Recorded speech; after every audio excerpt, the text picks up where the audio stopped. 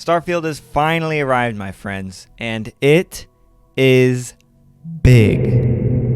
It truly is everything you know and love Bethesda Game Studios for, and so much more. You can build fully custom spaceships, smuggle contraband, commit corporate espionage, modify gear, build complex characters, construct outposts, fall in love, visit your parents, hijack ships, discover new species, party at nightclubs, get into dogfights, evade the authorities, go to jail, be a space cowboy, explore derelict space stations, debate the origin of the universe with NPCs, collect sandwiches, commit mass piracy, or simply blow the bad guys away with a shotgun. Let me tell you, Starfield is the space game that lets you get out there and choose your path among the stars. Before we get started, I want to give a massive shout out to Bethesda for sponsoring today's video. Alrighty, let's get this list underway. In Starfield, you come equipped with a scanner that can be used to survey details about planets, but your scanner isn't just for observing resources and creatures. Using your scanner will also highlight containers and bodies that can be accessed, and items that can be looted, which is very useful for determining what you can and cannot pick up. The best way of telling the difference between items the game considers resources versus miscellaneous items is to pay attention to the description of said items. Resources will often have their description listed when looking at the item, whereas miscellaneous items will often have no description and are typically used for selling, unless it's a plushie. Never sell the plushies. Some exceptions to this rule is quest items, emergency power cells, or digipicks, which are also considered miscellaneous items, but they do indeed have a use. It's a good idea to get an outpost set up early. This helps make crafting, researching, and storing resources much more convenient by having it all in one place. An outpost is also the perfect place to stash any contraband you may find on your adventures, while you figure out how to get it past those pesky contraband scans. Alright, you're good. And if you ever make a mistake while building your outpost, don't worry. Deleting modules refunds 100% of their original resource cost. When you completely survey a planet, you will be rewarded with that planet's survey data as an item which can be sold for credits, and there is a specific member of Constellation who will buy them at a premium. In addition, any outpost built on a planet that you have completely surveyed will get a production bonus. And if you ever come across planets that can't be landed on, such as gas giants, scanning them from orbit will complete the survey data instantly, which is an easy way to get credits and XP. If you find yourself traveling with a companion, take their skills into consideration. If you want to maximize their combat potential, equip them with a weapon that they have proficiency in. And when deciding who to crew your ship with, keep in mind their ship-related skills as they will apply when relevant. Some fundamental game mechanics require specific skills to unlock. For example, the stealth bar at the top of your screen when crouching is unlocked by taking the stealth skill. The ability to use your pack's boost ability is unlocked with the boost pack training skill. The ability to pickpocket is unlocked with the theft skill. There's also the targeting control system skill that unlocks the ability to target specific enemy ship systems, which is particularly useful when attempting to disable and dock with hostile ships. The gymnastics skill unlocks the ability to perform a running slide, and the negotiation skill unlocks the ability to bribe NPCs during speech challenges. I think we can work something out.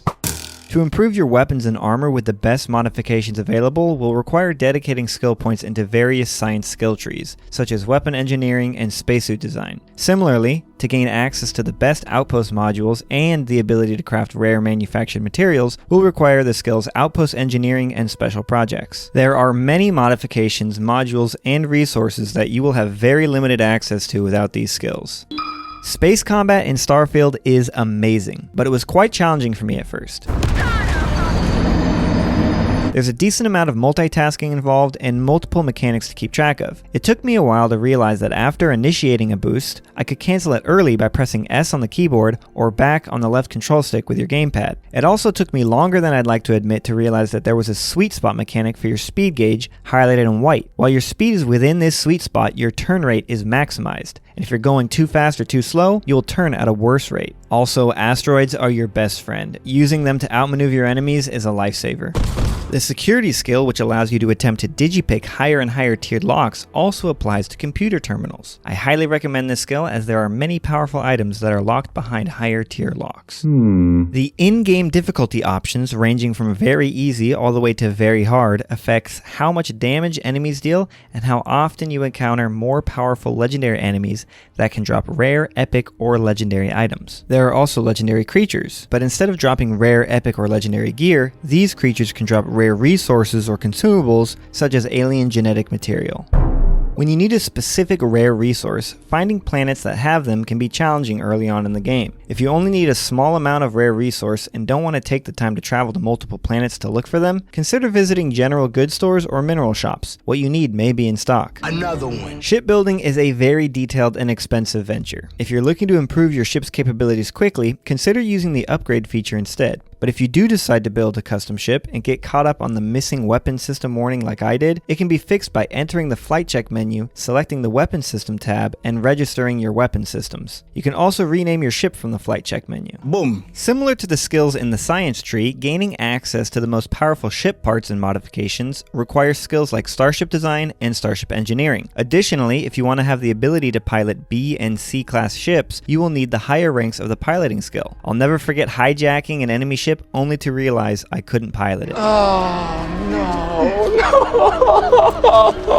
Do it! You may already know that the backgrounds and traits you select at the beginning of the game when creating your character will give you access to unique dialogue throughout your playthrough, but did you know that skills will as well? I wouldn't call what I did a soft landing. So if you're planning on role-playing, taking skills that you'd like your character to be knowledgeable enough to speak on is something to consider. Poggers! If you ever accidentally sell an item to a vendor, you can access the Buyback tab to purchase it for the same price you sold it for. However, if you back out of the vendor menu completely, items you've just sold will no longer be available in the Buyback tab. Okay. It's a good idea to be collecting weapons and armor from defeated enemies. Selling extra gear is a great way to get a lot of extra credits. And don't be afraid to spend your credits on meds and ammo. Items may seem like they cost a lot more than in previous Bethesda RPG titles, but really the economy in Starfield just uses bigger numbers. Nice. Starfield lets you fast travel from almost any location, including interiors, provided you're not over-encumbered during combat. You can even select quest locations to fast travel to directly from your quest log by selecting the Set Course option from your Missions tab. Roger, roger. As you level up and take on more challenging systems, you'll begin to find more powerful versions of weapons you've come across before, and rarer ammo types will also become more readily available.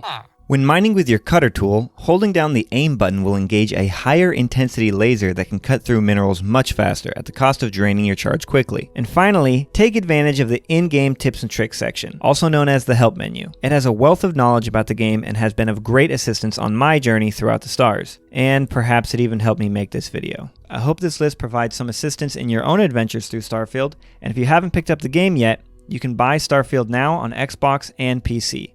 Thanks again to Bethesda for sponsoring this video, and I'll catch you guys in the next video. Peace.